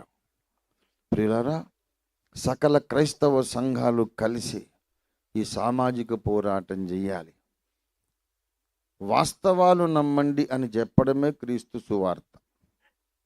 మనిషి ఎలా పుట్టాడో తెలుసుకొని అది నమ్మండి. ఈ ప్రకృతి అంటే ఏంటో తెలుసుకొని అది నమ్మండి. అసలు మనిషిని సృష్టించిన దేవుడు మనిషిని మళ్ళీ రక్షణలోకి నడిపించడానికి, దేవునితో సమాధానపరచడానికి సిలువలో ఎంత గొప్ప త్యాగము, ఎంత గొప్ప యాగము చేశాడో ఆ వాస్తవం తెలుసుకొని నమ్మండి. అదే క్రీస్తు సువార్త. ఈ క్రిస్మస్ పండుగ ఏంటంటే అబద్ధాల ప్రపంచంలో సత్యాన్ని బయలుపరచడానికి, సత్యలోకానికి ప్రజల్ని నడిపించటానికి సత్యమయ్యున్న దేవుడే వ్యక్తి రూపమై మరియ కుమారుడుగా పుట్టడమే క్రిస్మస్. కనుక ఆ సువార్తను మనం ప్రకటించడమే అసలైన క్రిస్మస్ పండుగ. మన జీవితాన్ని అంకితం చేద్దాం. అందరికీ సత్యాన్ని తెలియపరుద్దాం. నమ్మితే నమ్మారు, లేకపోతే లేదు, వాళ్ళ ఇష్టం. కానీ తెలిసి చెప్పకపోతే మనం దేవుని ముందు దోషిగా నిలబడాల్సి వస్తుంది. కనుక దేవుని సంఘమా, నువ్వు సత్యానికి స్తంభానివి, సత్యం కొరకు నీవు ఒక సైన్యానివి. శ్రమలకు భయపడొద్దు, నిందలకు భయపడొద్దు, సామాజిక ద్వేషానికి భయపడొద్దు. సత్యాన్ని చాటించటానికి మనం పునరంకితమవుదాం. దేవుడి సందేశమును మన వినికిడిలో ఆశీర్వదించునుగా. రండి ప్రార్థన చేసుకుందాం ప్రియులారా. ప్రార్థన. స్తోత్రం, స్తోత్రం, స్తోత్రము నాయన. పరిశుద్ధ పరమ తండ్రి, సత్యస్వరూపి, నీకు వందనాలు చెల్లిస్తున్నా. నా తండ్రి, ఈ దినాన యేసు జననము ఎందుకంత విశేషమైన సంఘటన అయిందో మీరు మాకు కళ్ళకు కట్టినట్టు చూపించినందుకు నీకు స్తోత్రాలు. యేసయ్యా, ఈ లోకమంతా అబద్ధములు నమ్ముచు, అబద్ధాలు నమ్మడంలోనే ఆనందిస్తూ నిత్యనాశనానికి వెళ్ళుచుండగా వాస్తవాలు నమ్మండి అని పిలుస్తున్న నీ ప్రేమపూర్వక పిలుపును బట్టి నీకు వందనాలు. మా దేశం మీద నీ పరిశుద్ధాత్మను కుమ్మరించండి. సత్య విరోధులందరితో మీరు మాట్లాడి వాళ్లకు సరైన ఆలోచన విధానం నేర్పించండి. అందరిలోనూ సత్యాసక్తి పుట్టించండి. కట్టుకథలు మాకక్కరలేదు, నిరూపించబడే సత్యాలు, శాస్త్రీయ పరిశోధనల్లో నిగ్గుదేలిన సత్యాలు మాకు కావాలి. వాస్తవ చరిత్రే కావాలి, కానీ కల్పిత కథలను, చరిత్రని బలవంతంగా నిరూపించే దుష్ట ప్రయత్నాలు మాకు అక్కరలేదని మా దేశ ప్రజలందరూ, మా దేశంలోని మేధావి వర్గం అంతా కూడా యథార్థమైన మారు మనస్సు పొంది సత్యంలోకి వాళ్ళు రావడానికి, అందరినీ నడిపించడానికి సహాయం చేయండి. క్రీస్తు మార్గంలో ఉన్నవారు దళితులు మాత్రమే కాదు, దళితేతరులు ఎన్ని లక్షల మంది ఉన్నారో వాళ్ళందరినీ ఒక గ్రౌండ్లో మేము చూడడానికి సహాయం చేయండి. యేసు ప్రభు అంటే కులం తక్కువ, జాతి తక్కువ వాళ్ళ దేవుడని అపప్రధను యేసు రక్తంతో మేము కొట్టి పారవేస్తున్నాం. ఆయన సకల జాతులకు దేవుడు, అన్ని భాషలు మాట్లాడు వారికి, అన్ని రకాల తెగల ప్రజలకు, అన్ని దేశాలకు యేసయ్య దేవుడు, సృష్టికర్త, రక్షణకర్త అని అందరూ వాస్తవాన్ని తెలుసుకుంటకు సహాయం చేయండి. ఇంకెక్కువ సమయం లేదు కదా నాయన. మధ్యప్రాచ్యంలో యుద్ధాలు ప్రారంభమైనవి, మీ రాకడ బహు సమీపము గనుక, సమయము కొంచెమే గనుక త్వరపడి పరిశుద్ధాత్మ కుమ్మరింపు మాకు అనుగ్రహించమని, మా దేశమును సత్యంలోకి నడిపించమని, సత్యమును ప్రపంచానికి నేర్పించే గురువుగా భారతదేశాన్ని మీరు ఆశీర్వదించమని యేసు నామములో స్తుతించి ప్రార్థిస్తున్నాం తండ్రి. మన తండ్రి అయిన దేవాది దేవుని శాశ్వత ప్రేమయు, సర్వ జగద్రక్షకుడు, విశ్వ విమోచకుడైన, సత్య స్వరూపుడైన, తానే సత్యమయ్యున్న యేసునాథుని అనంత అపార కృపా కటాక్షములను మనందరినీ సర్వసత్యంలోకి నడిపించడానికి పెంతెకోస్తు పండగ నాడు దిగి వచ్చిన అగ్నిస్వరూపుడైన పరిశుద్ధాత్మ దేవుని తోడి దివ్య మనోహర నిరంతర వ్యక్తిగత మధుర సహవాసమును చేరి ఉన్న మనకందరకు భూమి మీద ఉన్న సత్య సంబంధులందరికీ సదాకాలము తోడయుండి అందరినీ సర్వసత్యంలోకి నడిపించి సత్యలోక నివాసమునకు సిద్ధపరచును గాక. ఆమీన్, ఆమీన్, ఆమీన్. యేసు రక్తమునకే జయం. ప్రభు యేసు రక్తమునకే జయం. ప్రభు యేసు నామమునకు జయం. హల్లెలూయా. అందరికీ వందనాలు.